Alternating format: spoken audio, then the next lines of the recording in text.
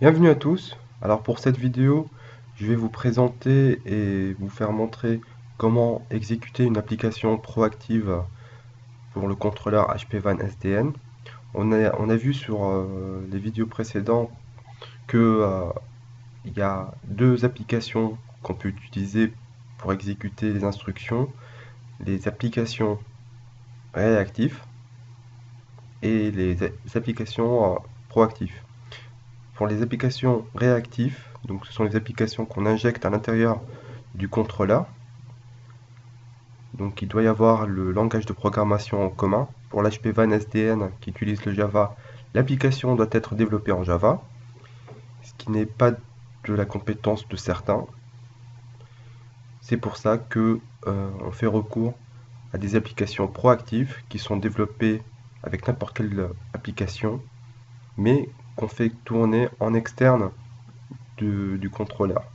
Alors on a deux options, soit on fait tourner, on développe une application déjà, avec n'importe quel langage qu'on veut sur sur un autre serveur ou une autre VM, qui communiquera avec le contrôleur et bien sûr exécutera les instructions qu'on lui communique à travers l'application. Ou bien on injecte un conteneur Docker là où le contrôleur est installé. Donc c'est plutôt cette option-là que je vais vous montrer aujourd'hui. Alors, donc Docker, une technologie qui est assez récente, mais assez simple, pas souvent trop bien expliquée. Pour le cas des machines virtuelles, à l'époque, donc on avait un serveur, dessus on installait le système d'exploitation ou en barre métal ou l'hyperviseur, qui permettra de virtualiser notre serveur physique, et à travers cet hyperviseur, donc on peut installer plusieurs machines virtuelles. Pour chaque machine virtuelle, il faut installer le système d'exploitation et les services qui lui vont. Donc il y a une certaine charge assez considérable pour faire tourner trois applications sur la même machine. Bon, à l'époque, c'était assez optimisé, assez rentable. Aujourd'hui, donc il y a pratiquement deux couches qui ont été supprimées. Le cas de Docker, donc on a un serveur physique, là on installe le système d'exploitation qu'on veut, bon généralement Linux, et sur ce système d'exploitation, on installe des conteneurs. Donc on voit que la couche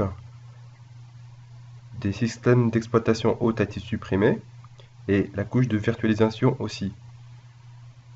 Ce qui peut optimiser encore plus la performance du serveur physique. Donc l'injection du Docker sur un système d'exploitation est plus rentable. Donc de notre côté, on a notre serveur physique, là on a installé un Ubuntu, d'où le contrôleur SDN HP Van en train d'être exécuté, et en parallèle, on va injecter un conteneur pour faire tourner notre application en Python. Donc, notre serveur, notre contrôleur, il est déjà installé.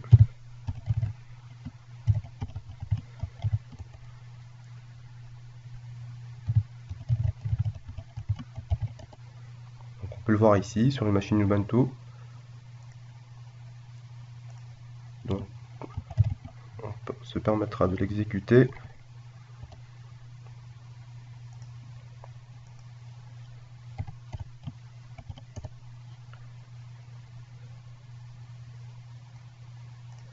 Donc, voici notre application, plutôt notre contrôleur. Notre application, c'est celle-ci. Donc, on trouvera sur le Hub Docker. Certaines personnes développent des applications et l'impact sur des conteneurs. Donc on a pris le cas de celui-là, donc un conteneur déjà prêt à l'emploi. C'est une application développée en Python qui permettra tout simplement de découvrir les nodes de notre architecture, donc à travers une interface web. Pour pouvoir l'injecter, il faudra déjà commencer par installer Docker sur notre VM. Alors, on est connecté en SSH sur notre serveur. On va commencer par un update.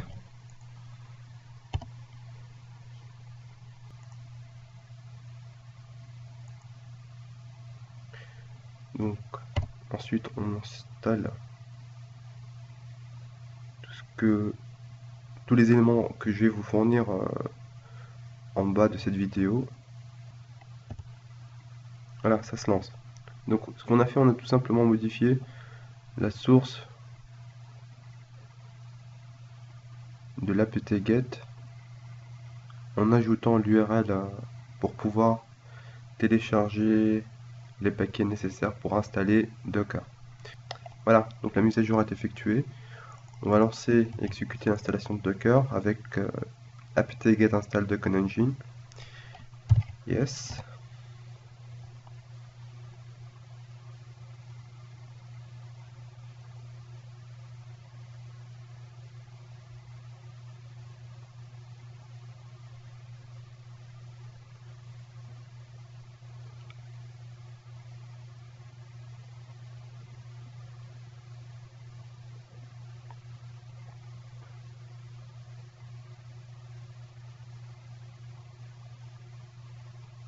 Donc le temps que ça télécharge, je vais pas trop vous retenir, je marque une pause. Une fois les paquets installés, on vérifie le statut de Docker.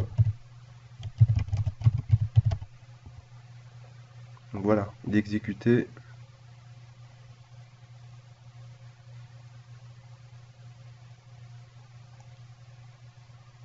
Donc maintenant on va faire appel au conteneur qui est hébergé sur le hub. Donc à travers la commande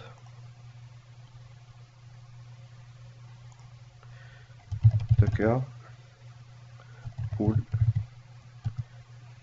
et le nom du conteneur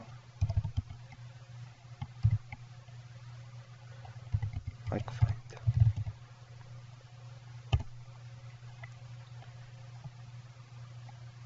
Il y a une erreur. C'est Macfind 5.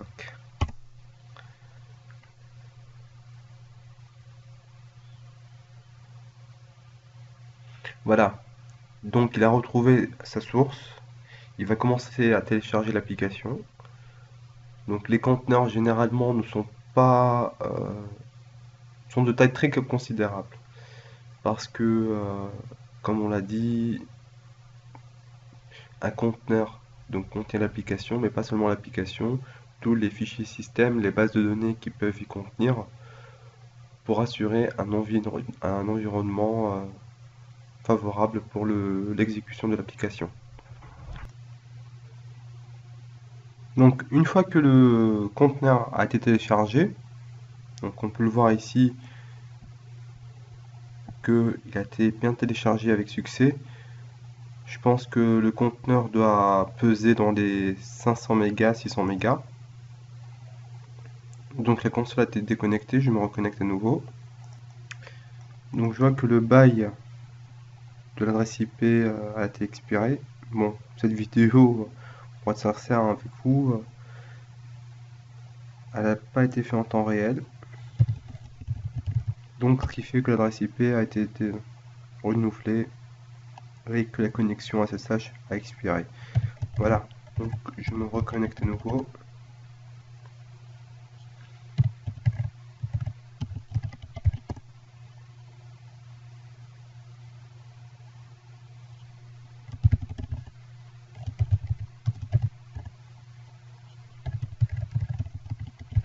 Donc une fois que le conteneur a été téléchargé, comme on peut le voir ici, il suffit juste de vérifier que l'image a été bien uploadée avec la commande docker image. Voilà, donc on peut le voir ici. La taille, en fait, c'est bien plus que 500-600 mégas, presque 1 giga. Donc, maintenant pour pouvoir l'exécuter, il faudrait taper cette commande. Donc elle est un peu plus longue.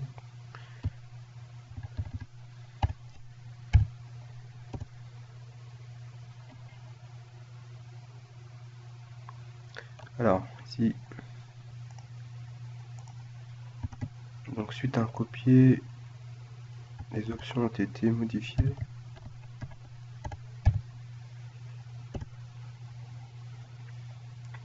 Voilà, c'est parfait.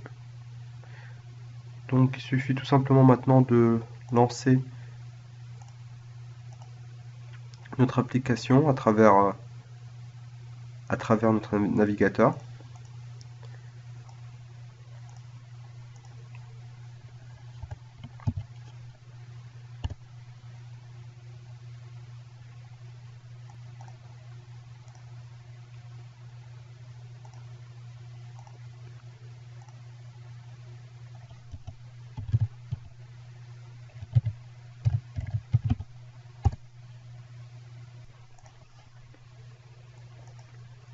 Voilà, donc notre contrôleur tourne sous l'adresse IP 134. Donc pour exécuter notre application proactive, il suffit tout simplement de taper new-sdn.html. Voilà, donc ici on a notre application écrite en Python. Donc on tape l'adresse IP du contrôleur, le nom d'utilisateur du contrôleur et son mot de passe pour pouvoir s'authentifier. Donc nous voilà ici à l'interface. On peut voir que le tableau est vide, c'est normal. On n'a rien sur la topologie.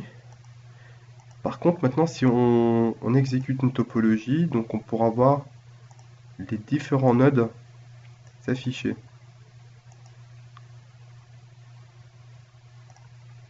Donc, on fait un peu le ménage avec -c, puis n contrôleur est égal à remote, topo est égal linéaire. Je vais mettre 8 juste pour faire pour peser un peu la topologie et comprendre ce qui s'est passé. Voilà, donc tout est créé. On trouve qu'on aura 8 switches. Tous 8 autres sont connectés l'une après l'autre. On fait un pingle. Tout passe. On regarde notre contrôleur. Voilà, donc tout s'affiche. Et on trouve notre topologie ici en train de s'exécuter. Donc tout est proprement fait sur le contrôleur. Maintenant, si on regarde sur notre application, on actualise. Un formulaire sera envoyé. Et voilà. Donc, les données sont automatiquement transférées sur notre application. Donc, on a une visibilité sur l'adresse IP de nos 8 switches, leur adresse MAC, le VID, le DPID et les ports connectés. Par exemple, pour ce switch, on trouve qu'il y a 3 ports connectés, un port, 3 ports et ainsi de suite. Voilà. Donc, vous pouvez porter des modifications pour cette application en accédant tout simplement au conteneur. Pour pouvoir le faire, c'est très simple. On revient sur notre console.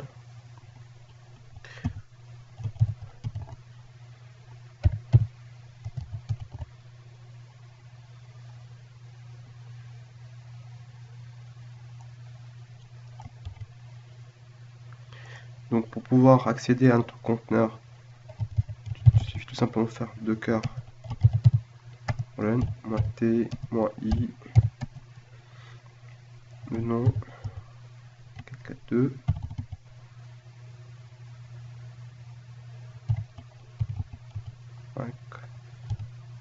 find 5 /bin /bash. Voilà, donc là on est à l'intérieur de notre conteneur. Les fichiers sont hébergés sur var w. HTML. Et on peut voir ici New SDN, donc on peut jeter un petit coup d'œil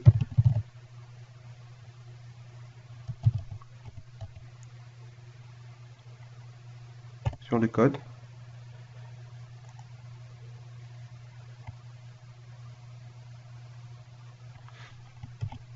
Et le script Python est hébergé directement sur user.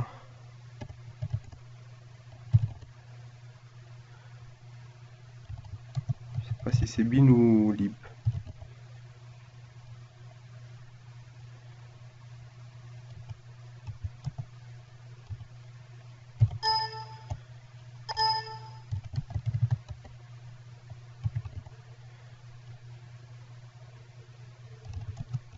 Est-ce que c'est source? Hein.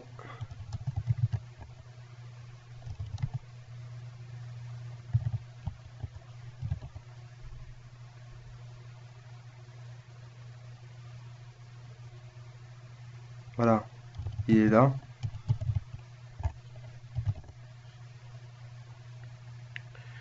Donc c'est fnode.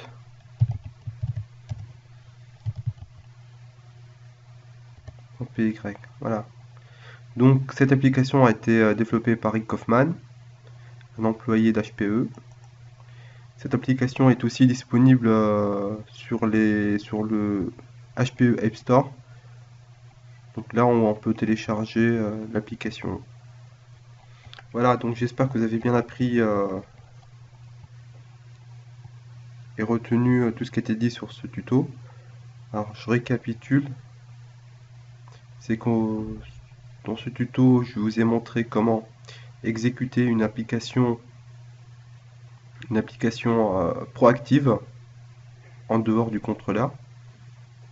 Donc, on a implémenté le conteneur sur le serveur là où héberger le contrôleur, donc chose qui n'est pas vraiment recommandée, mais donc c'est un environnement de test, on peut se permettre ce qu'on veut faire, mais personnellement, donc je pourrais déployer cette application dans un micro-cloud, comme par exemple Stackato.